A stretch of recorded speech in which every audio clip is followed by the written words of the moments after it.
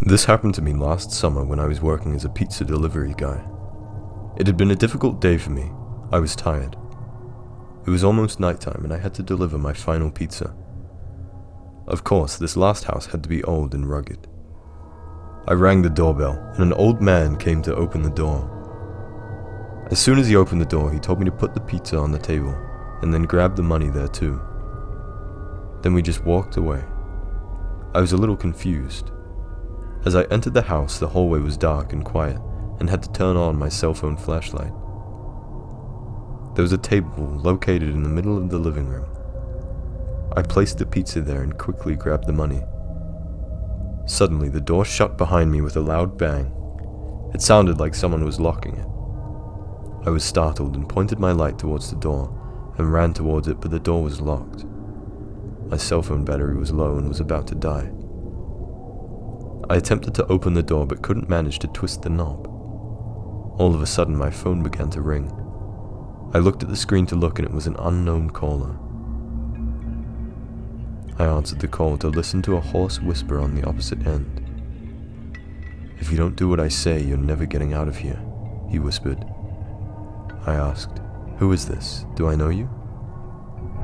"You don't ask questions. Don't worry. I can help you cross soon," said the guy. I asked him what he wanted, but he just said that he wanted to have fun. He informed me to look underneath the table. I did, and noticed a phone there. My cell phone all of a sudden started to heat up, and I threw it down. I got a video call on the phone underneath the table. I answered, and noticed an ordinary guy wearing a mask. I told him, "Let me go. I didn't do anything." He said, "See me the bedroom upstairs." I walked there slowly. My hand was shaking tremendously as I held the phone in front of me. I opened the door and noticed a timer on the side desk to the right of me. "What's this for?" I asked the madman. "That's how long you've got left in this world." He started to chuckle. I disconnected the call and started to look for something around the room which I could use as a weapon. I found nothing. Feeling helpless, I went to the window to find out that they were barred from the outside. Looking back at the timer, I had 1.5 hours. I looked in the bathroom and found a small exhaust window in the upper corner. Of course, it wasn't big. I stood on the brink of the bathtub and turned on my cell phone light, directing it at the window. I waved my hands, hoping for someone to notice me from outside. "Help!" I shouted from the top of my lungs. I didn't stop until my throat was sore, and I couldn't shout anymore. I heard beeping, so I raced to the bedroom to find the clock counting right down to the final minutes of my life. I didn't know what to do. I paced around the room in anxiety until I heard a dragging sound nearing the door.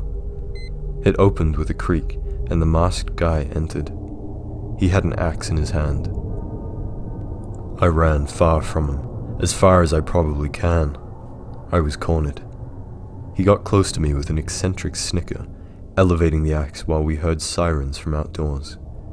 The beams of red and blue from outdoors hinted that it was the police. The guy retreated and ran from the room. "Open up! Police!" I heard them shout. The sound of the door breaking down echoed throughout the house. They rushed to rescue me. I wasn't hurt, however the incident left me traumatized. It turned out that someone had seen my flashlight and heard me yelling for help. They didn't come to help me themselves, but had called the police. Thank God that the police arrived, otherwise who knows what would have happened. I still get goosebumps to this day when I pass by an old crumbly house. The man managed to flee, and the police failed to catch him. They asked me if I could explain his appearance, but I can tell them is that he was wearing a mask. I told them the whole story, and then I left from there. I quit my job the next day and never worked as a delivery guy again.